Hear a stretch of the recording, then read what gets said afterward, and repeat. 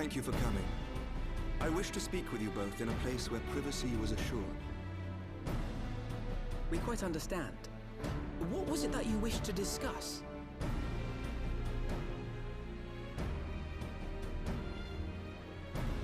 With my father's passing, the seat of the Archbishop lies vacant. And so, in accordance with canon law, I have assumed his responsibilities. I should stress that this is a temporary measure. It was never intended that the Lord Commander of the Temple Knights serve in this capacity indefinitely. Quite the opposite. The statutes specify that I should surrender my powers as soon as a conclave of the senior clergy and the high houses have named a new archbishop. But in light of recent events, that would not seem appropriate. I confess I did not expect you to divulge quite so much quite so soon. The details of the Archbishop's plans, perhaps, but the true origin of the war and all it entails? I too had concerns. But when the Warrior of Light is witnessed returning to the capital upon the back of a dragon, one's options are rather limited. Mayhap I could have concealed certain details, but for how long? And at what risk? Should the truth have come to light in the meantime, how would the people have viewed my silence? After 1,000 years of lies and secrecy, I could not well abuse their trust and hope to be believed. The time for deception has passed. I only wish the people agreed. That some would deny the truth I had anticipated, but not this many. And among the few who acknowledged that my father had to be stopped, no small number question our methods. If they suspect a coup, it will not be long before some turn to violence. It has already begun, and that on both sides. Men and women of the cloth are being harassed in the streets. Some have even been assaulted in the broom. Hilda and her people have formed a watch to help us maintain order. But such measures will not prevent the unrest from spreading. For all our talk of peace, the people remain frightened and confused. For their sake, we must bring the Dragonsong War to a definitive end.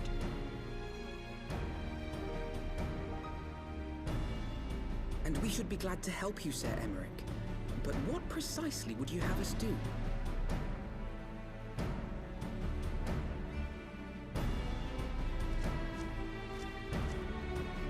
We wish to treat with the dragons of Annex Shrine.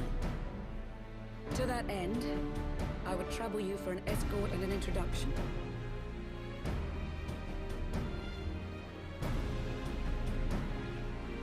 Annex Shrine? You would speak with Vidofnir then? We must needs open a dialogue between our peoples. Acting as my representative, Lucia will extend an invitation to their leader, that she might visit us here in Ishgard. Were she still with us, I would of course have beseeched Isel's assistance in this matter. But as she is not, I must ask that you aid us in her stead.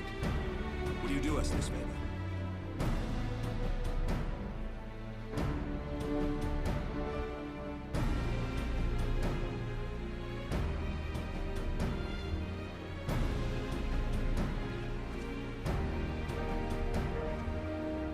Thank you, my friends.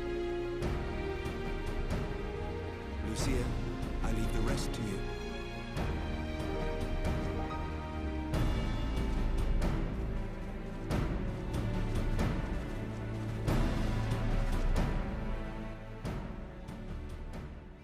In the wake of the Archbishop's fall, the nation of Ishgard trembled, the faith of her people shaken to its very core.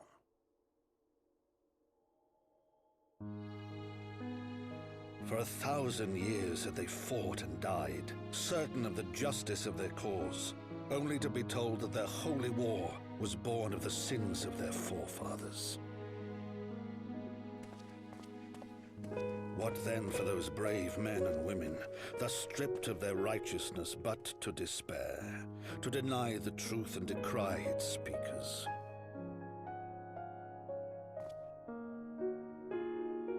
And what then for those whom they defamed but to hope on, to have faith in a brighter tomorrow?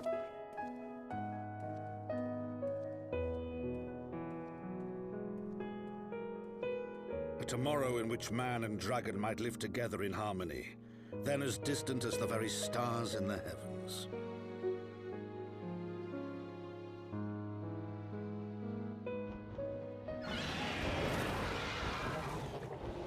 Yet while we dared to hope, deep within his lair the enemy lay, gathering his strength. Nidhogg, now possessed of his 2 eyes and the body of the Azure Dragoon, prizes to which he had laid claim at the very hour of the hero's triumph.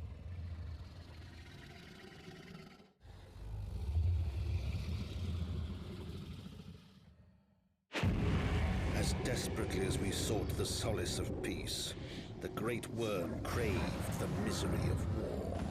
Nor was he alone in his misbegotten desire.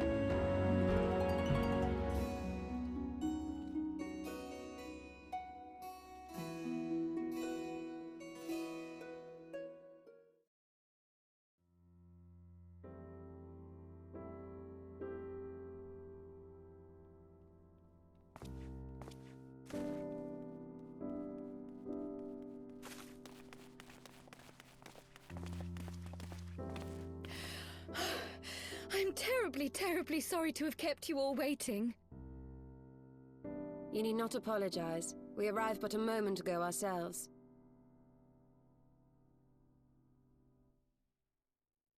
Pray, allow me to introduce Kryle, who has recently come from the Sharlayan motherland. She has generously offered to assist us. Oh, please, think nothing of it. A trip to Eorzea was long overdue. You must be the Warrior of Light. Yes, you certainly do look the part. A pleasure to meet you at last, sir. And who is that I spy but young Alpha No Levieur himself? I dare say someone's grown an ilm or two in my absence. Or are those lifts in your boots?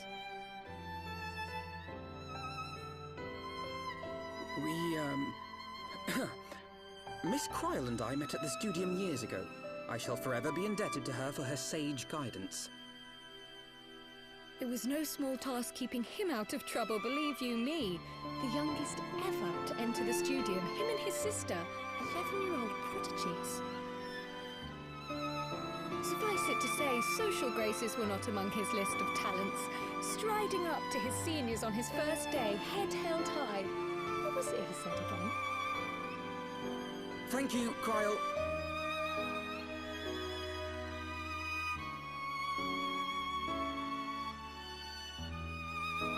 For what? I haven't finished yet. Would you care to attempt a more dexterous deflection? Mayhap we should save this delightful conversation for a more fitting occasion, when pressing matters do not demand our undivided attention. A bit much, but better. I can tell you have been putting your skills to use here in Eorzea. Henceforth, I trust you will dazzle me with your eloquence at the first time of asking.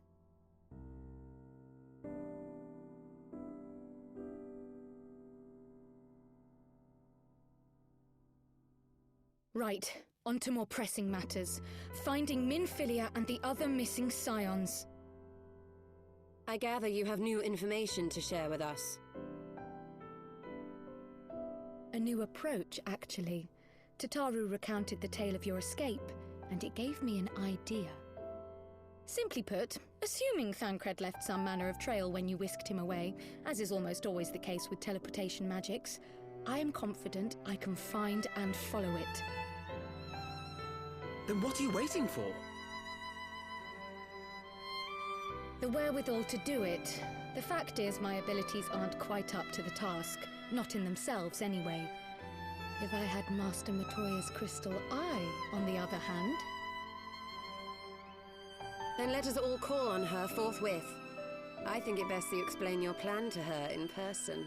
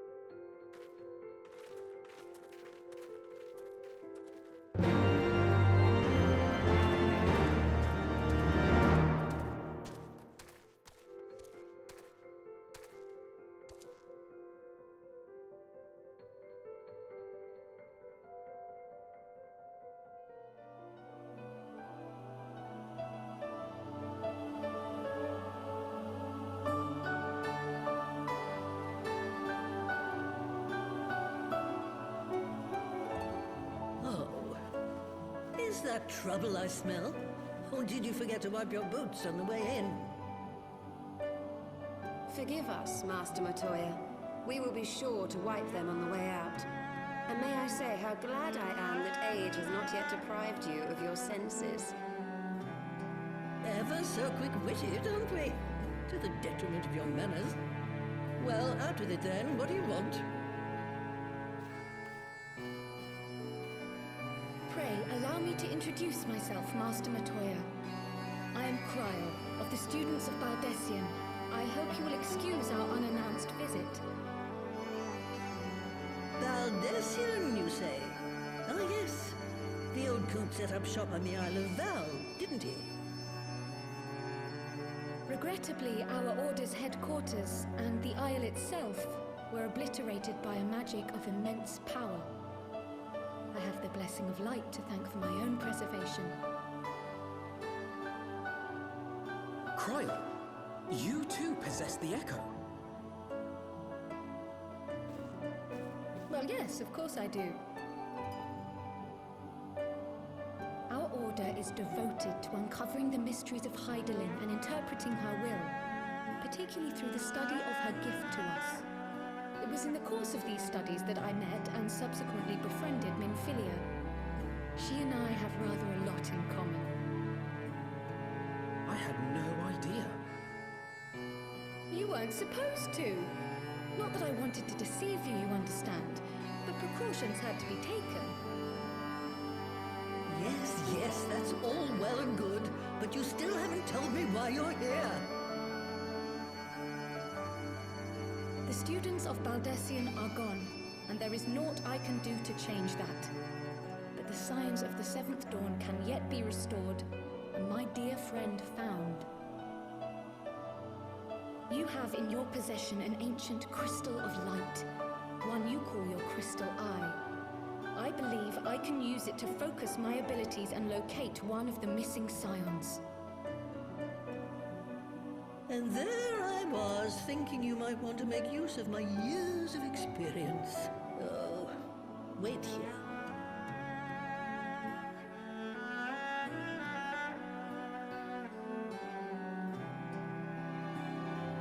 Long did I ponder the nature of this crystal and its familiar radiance. But never did I suspect it was a crystal of light. On the cusp of an umbral calamity, souls blessed with the power of the Echo invariably appear. To aid these, her chosen warriors, Hydaelyn bequeaths to each a slither of her strength in the form of a crystal of light. But as her strength wanes, so too does the potency of her gifts. This crystal, born of an earlier era, is infused with a power far greater than those of this age. You could travel the length and breadth of the land and not find a crystal even a fraction as pure. Its value is beyond measure, as are the risks inherent in its use. No two manifestations of the Echo are alike. I, for example, can converse with beings of every shape and size, excepting beasts, contrary to what others would have you believe. Language has nothing to do with it, of course. Rather, I am sensitive to the whispers of the soul, their intent, their very essence even, the traces of which serve to guide the elementals to Y'shtola. Far-fetched though it may sound, I believe that with your crystal eye, I may be able to pick up where they left off and follow the remaining trail to Thancred. That is, if I have your permission.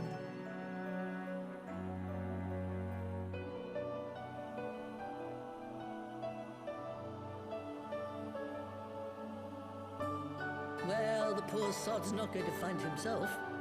So, as long as you don't drop it or take it out of my sight, you may do with it what you will. Thank you, Master Matoya.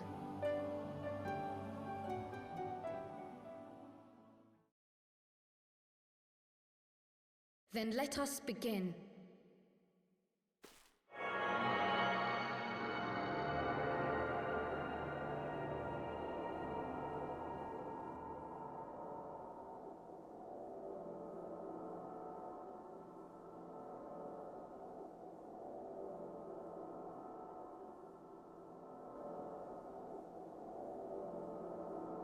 From the Black Shroud, the trail continues to the north and west, towards a mountain, the foot of Som Al. It was a near thing, but he was not deposited within the rock. I think.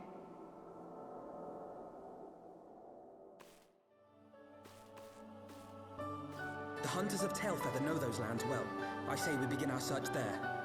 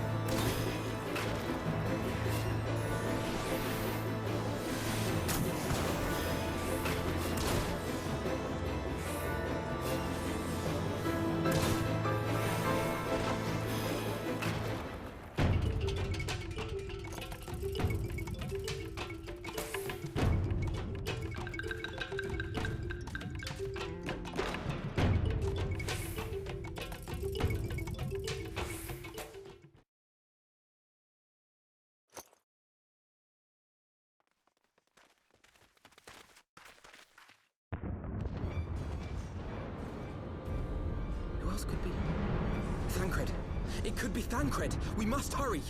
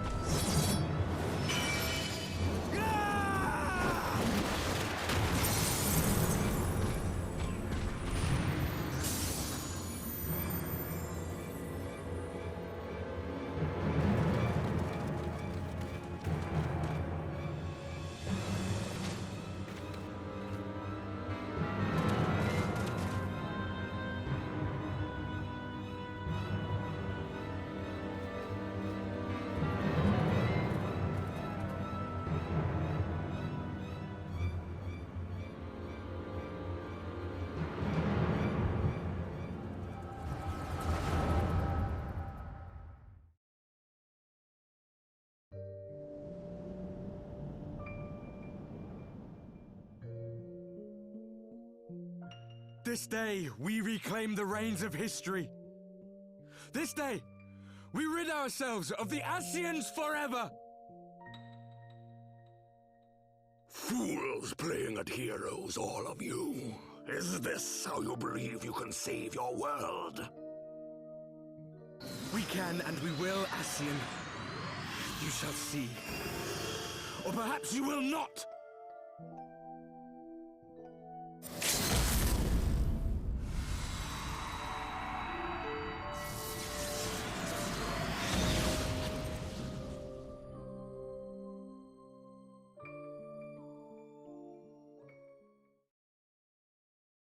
So you are the warrior of light, the savior of Eorzea.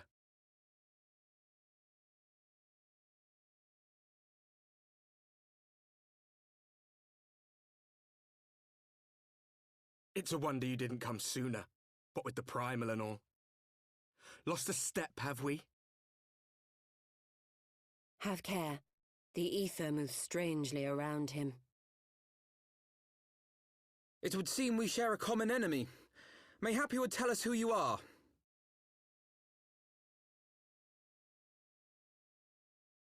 Shall we show them?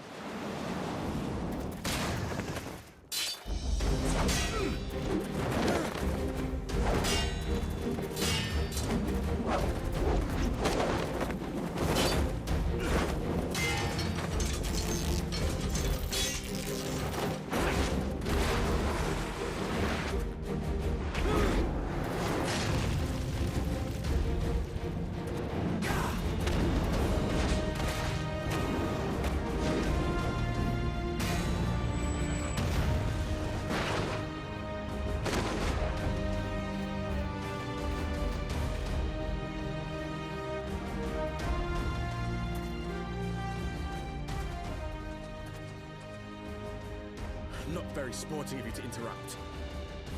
But so be it.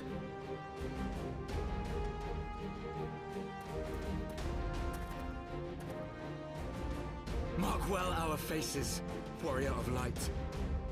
For we are the warriors of darkness. Walkers of a different path. And we shall meet again.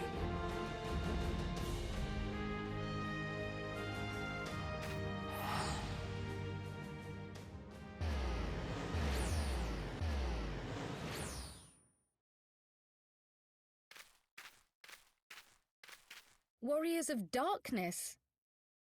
Really?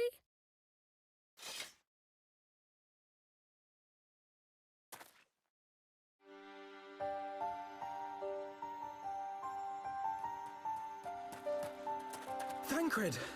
Are you all right?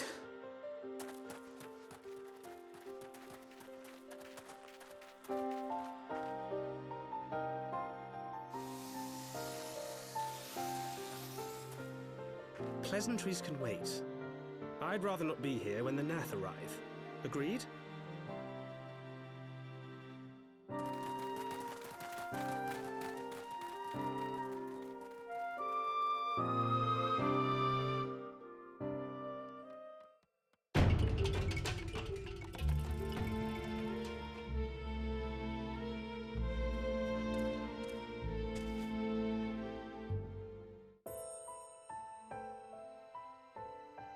Suffice it to say, our reunion was not at all as I pictured it.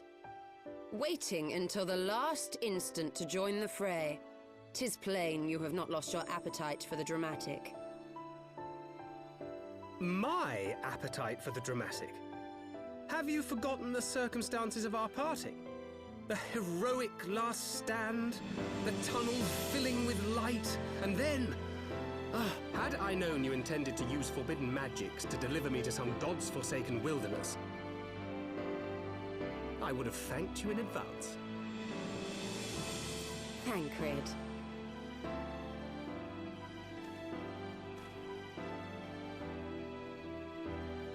If nothing else, you might have warned me that I would emerge from the live stream in the altogether. Eventually, I managed to fashion knives from some obsidian I found, and set about hunting for meat and hides. Given that I'm not all that skilled in leatherworking, it's probably for the best that I met the Vath before I was reunited with you.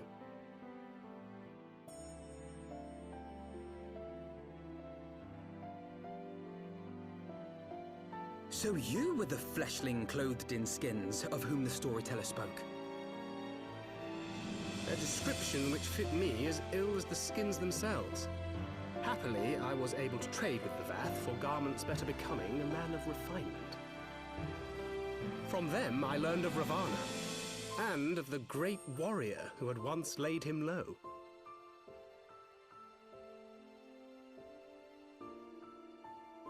And thence did you conclude that were you to track the Primal's movements, it would surely bring you into contact with the Scions once more. It seemed a reasonable assumption. I could think of no one else with your enthusiasm for slaying beastmen gods. Until now, that is. Ah, yes. The self-proclaimed Warriors of Darkness. 'Tis only fitting that they stand in opposition to the Warrior of Light, I suppose. I glimpsed the leaders past, if only for a moment. They were confronting a man in black. An Ascian, I think. If these warriors are capable of doing battle with Ascians and Primals both, they must be possessed of powerful protection. Protection not unlike the Echo.